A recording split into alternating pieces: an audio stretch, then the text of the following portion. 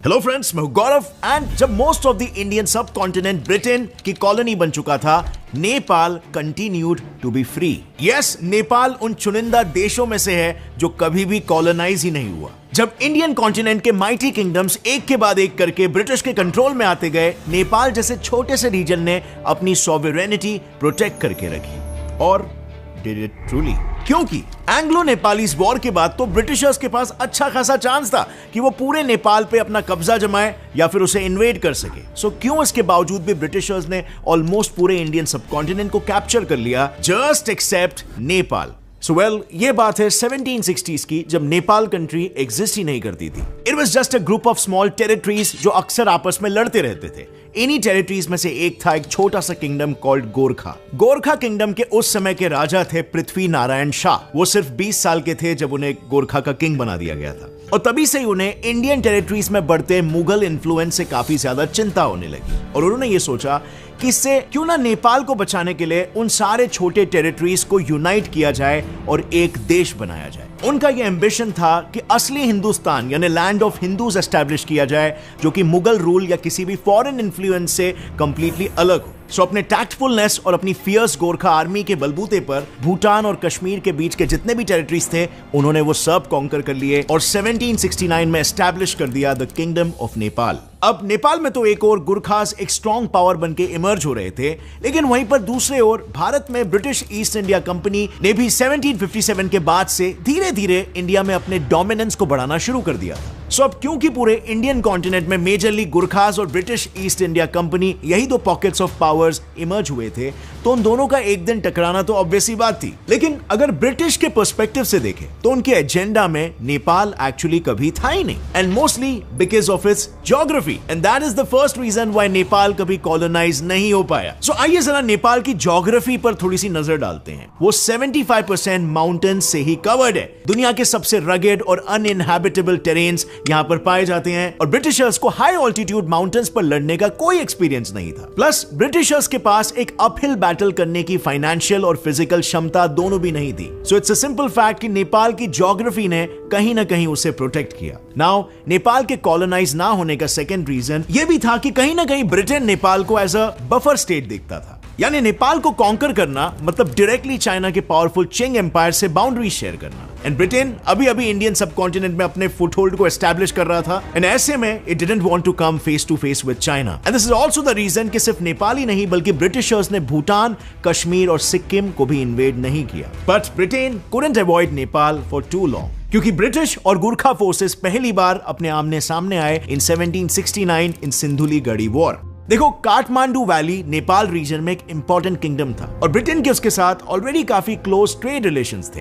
सो जब पृथ्वी शाह ने अपने यूनिफिकेशन मिशन के तहत काठमांडू पर अटैक किया, ब्रिटिशर्स ने दोस्ती निभाने के लिए अपने ट्रूप्स वहां पर भी भेज दिए, और इसी से शुरू हो गया the famous Sindhuli Garhi war. और फेमस इसीलिए क्योंकि इसमें ब्रिटेन बुरी तरीके से हार गया और उनके 1000 सोल्जर्स भी मारे गए थे। इनफैक्ट उनकी हालत इतनी बुरी हो गई थी कि उनके सोल्जर्स अपने आर्म्स और एमिनेशंस को उधर ही छोड़कर भाग गए, and all because of the fierce Gorkha army. Now Gorkhas की वॉर टेक्निक्स काफी यूनिक थी। वो rocks, bows, arrows and especially their khukris, जो कि एक किस्म का नाइफ है, उसे यूज करने में एक्सपर्ट थे। Not just that, they were also masters of guerrilla warfare, जो कि शिवाजी महाराज भी काफी यूज किया करते थे, जो कि सरप्राइज अटैक्स होते हैं। And on top of that, वो सिंधुली के टेरेन्स के कोने कोने से फेमिलियर थे। एंड नॉट टू फॉरगेट, यहां पर नेपाल के ऑपोजिट ईस्ट इंडिया कंपनी है and not British Empire as a whole. So basically Nepal की धरती पे गोरखास को हराना was next to impossible. And this, my friends, makes for the third reason British Nepal को कॉलोनाइज नहीं कर पाया।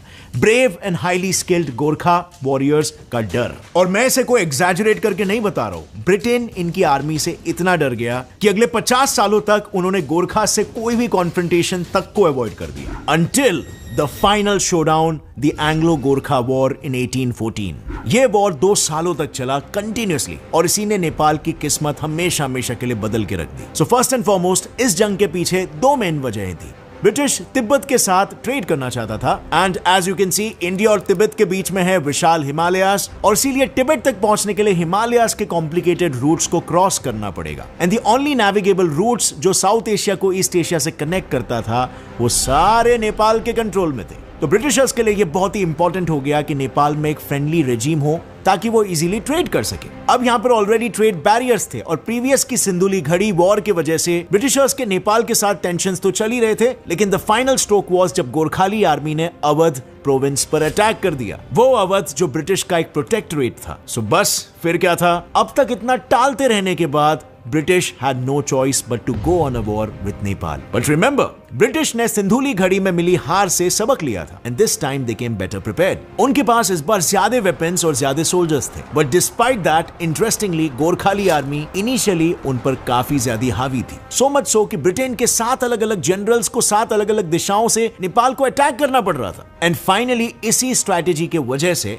ब्रिटेन नेपाल के कुछ हिस्सों को एनेक्स कर पाया। लेकिन इससे पहले ब्रिटेन और आगे बढ़ता, दोनों साइड्स एक मिडिल ग्राउंड पर आ गए और उन्होंने साइन किया द ट्रीटी ऑफ सुगौली, जिसके ये कॉन्सिक्वेंसेस थे। नंबर 1, नेपाल ने अपनी 1/3 territory which include Sikkim, Kumaon Garhwal and Terai region British के हाथों गवा दिया। And a small fun fact, modern day Nepal के मैप का जन्म भी यहीं से हुआ। नंबर 2, ब्रिटिश को नेपाल के रॉयल कैपिटल काठमांडू के बीचों बीच अपनी एक एम्बेसी सेटअप करने का एक्सेस मिल गया, जिससे उनके लिए ट्रेड आसान हो गया और साथ ही साथ ब्रिटेन नेपाल के इंटरनल पॉलिटिक्स पर भी एक वॉचफुल आई रख पाया। एंड लास्टली, ब्रिटिश ने बहुत ही स्मार्टली गोरखास को ब्रिटिश इंडियन आर्मी में रिक्रूट करना शुरू कर दिया to use Gorkhas impeccable fighting skills to their own advantage.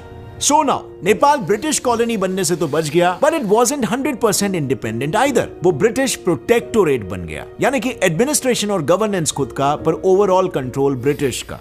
So Nepal got lucky, I guess. Actually no, मतलब देखो, ईस्ट इंडिया कंपनी का नेपाल के 1/3 एरियाज एनेक्स करने के बावजूद पूरे नेपाल को अपनी कॉलोनी नहीं बनाने के पीछे 2 मेजर रीजंस थे अब तक। एक तो ज्योग्राफिकल टेरेन्स और दूसरा EIC की आर्मी स्ट्रेंथ और पावर। बट आप खुद ही सोचो, ये रीजन EIC को कब तक एक्चुअली में रोक के रख सकता था। 1857 के इंडियन रेवोल्यूशन के बाद जब भारत डायरेक्टली ब्रिटिश राज के अंदर आ गया, डू यू थिंक तब भी वो नेपाल को छोड़ देते? वेल नो, बट फिर भी छोड़ दिया क्योंकि 1846 में नेपाल में एंट्री हुई जंग बहादुर राणा की। वो राणा डायनेस्टी जिसने आगे चल के नेपाल में 104 सालों तक रूल किया। सो बेसिकली जंग बहादुर ने अपने आप को नेपाल का परमानेंट प्राइम मिनिस्टर घोषित कर दिया और एक completely totalitarian regime with no opposing voices establish किया। In the meanwhile Britain India में एक्सपैंड तो हो ही रहा था, पर धीरे धीरे नेपाल के पॉलिटिकल स्फीयर में भी उसका इंटरफियरेंस बढ़ रहा था। और बस इसीलिए नेपाल को ब्रिटिश की कॉलोनी बनने से बचाने के लिए जंग बहादुर ने एक सिंपल सी रणनीति अपनाई, to be in the good books of Great Britain, और ये प्रूव करना कि दे कैन ट्रस्ट नेपाल और नेपाल कभी उनके रास्ते का कांटा नहीं बनेगा। सो 1857 में जब इंडिया का फर्स्ट रिवोल्ट ऑफ इंडिपेंडेंस चल रहा था, तब ब्रिटिशर्स के लिए ऑलरेडी इंडियन प्रोटेस्ट को कर्ब करना भारी पड़ रहा था और यहीं पर जंग बहादुर को दिखा एक अपॉर्चुनिटी। उसने मोर देन 3200 सोल्जर्स ब्रिटेन की मदद के लिए इंडिया भेज दिया। And to be honest, Lucknow और अवध जैसे रीजन्स में हो रहे रिवोल्ट्स को नियंत्रण में लाना ब्रिटिशर्स के लिए नेपाली सोल्जर्स के बिना पॉसिबल भी नहीं था। इनफैक्ट इसी के दौरान जब काफी सारे इंडियन रिवोल्टर्स नेपाल के टेराई रीजन के जंगलों में जाकर छुप गए, तब जंग बहादुर ने उन सभी को कैप्चर करके मार डाला। अब यहां पर सोचने वाली बात यह है कि इस क्रिटिकल टाइम पर अगर नेपाल ने इंडिया का साथ दिया होता तो क्या होता। इनफैक्ट अगर देखा जाए तो नेपाल की जनरल मैसेस भी इंडिया के इस इंडिपेंडेंस रिबेलियन से सिंपैथाइज करती थी, उनको सपोर्ट करती थी। बट राणा ने अपने पावर और कंट्रोल को मेंटेन रखने के लिए ब्रिटेन का एलाय बनने का डिसीजन ले लिया था, और इनका यह डिसीजन इतना इन्फ्लुएंशियल था कि इस घटना के 62 साल बाद भी जलियांवाला बाग की शूटिंग में डायर के अंडर के 50 में से 25 शूट करने वाले गोरखा सोल्जर्स थे।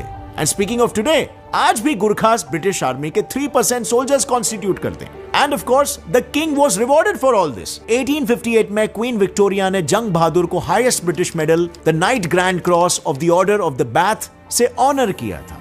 इनफैक्ट ये फर्स्ट फॉरेन रूलर थे जिन्हें इस टाइटल से नवाजा गया था। And that is the 4th reason why Nepal British colonialism से बच सका, by being a trusted ally of the British. और इस पे एक एडेड बेनिफिट भी था, द गोरखास। अगर ब्रिटिश ने नेपाल को कॉलोनाइज कर लिया तो उन्हें गोरखास को दूसरे कॉलोनाइज नेशंस की फोर्सेस की तरफ फंड, ट्रेन और मेंटेन करना पड़ता, like they did in the case of British Indian army. पर अब जब उन्हें रिसोर्सेज मिल रहे हैं फ्री में और बिना रिस्पॉन्सिबिलिटी के, तो फोकट का वॉर करके काय को अपना टाइम वेस्ट करे। And that is the fifth reason why British never bothered to colonise Nepal. उन्हें उस टाइम नेपाल से जो सबसे बड़ा रिसोर्स मिल रहा था वो था मैन पावर, वो था आर्मी मैन, और वो उन्हें ऐसे भी फ्री में मिल रहा था। So they didn't have a lot of reasons to fight for that. It was the result. इस एक्सचेंज के बेनिफिट्स नेपाल को भी मिले और नतीजन नेपाल को लॉन्ग टर्म तक कंप्लीट इंडिपेंडेंस मिला रहा। जंग बहादुर की यही स्ट्रैटेजी कंटिन्यू की उनके सक्सेसर्स ने। इन सब के अलावा भी the Ranas were famous for their hunting diplomacy. Ranas का एक ट्रेडिशन हुआ करता था कि वो ब्रिटिश ऑफिशियल्स के साथ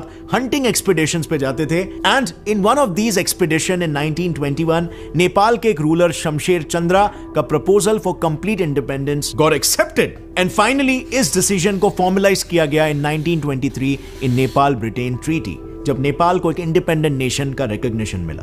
सो इट्स ऑब्वियस नाउ, अगर हम टाइमलाइन को देखें तो इंडिया के 1947 में इंडिपेंडेंट होने से पहले ही नेपाल इंडिपेंडेंट हो चुका था, एंड बिकॉज वो पहले से ही इंडिपेंडेंट हो गया था, ब्रिटिश के जाने के बाद वो इंडियन टेरिटरी से इंटीग्रेट नहीं हुआ।